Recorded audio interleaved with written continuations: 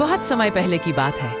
बादलों के ऊपर आसमान के 7वें रंग में एक सुंदर परी रहती थी, नीली परी। उसके पंख आसमान की तरह नीले और चमकीले थे।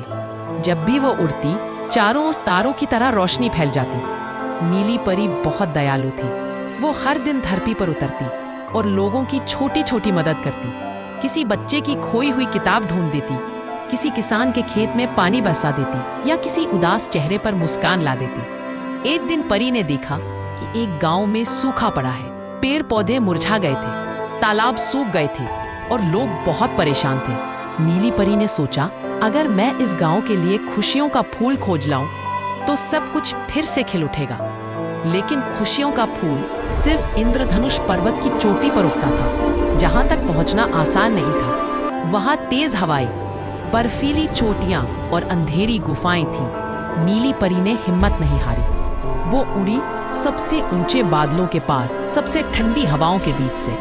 रास्ते में उसे एक घायल चिड़िया मिली। परी ने अपने पंखों की चमक से उसका जख्म भर दिया। चिड़िया बोली, धन्यवाद परी, जब तुम मुश्किल में होगी मैं तुम्हारी मदद करूंगी। परी आगे बढ़ी। फिर उसे एक गुफा मिली जहां एक पत्थर का दैत्य पहरा दे रहा था। दैत्य ने कहा, अगर खुशियों का फूल चाहिए तो मुझे अपना जादू देना होगा।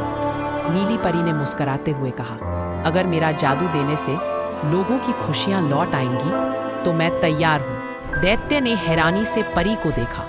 उसकी दयालुता से उसका पत्थर जैसा दिल पिघल गया। वह बोला, तुम सच्ची परी हो, जाओ, फूल तुम्हारा है।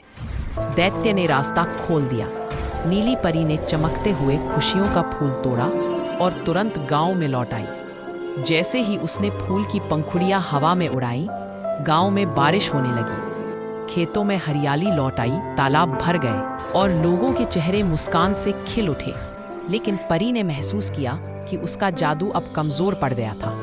तभी वह घायल चिड़िया आई, जिसने कहा, तुमने मुझे बचाया था, अब मेरी बारी है। और उसने परी पर इंद्रधनुष की बूंदें छिड़क दी, जिससे उसका जादू लौट आया।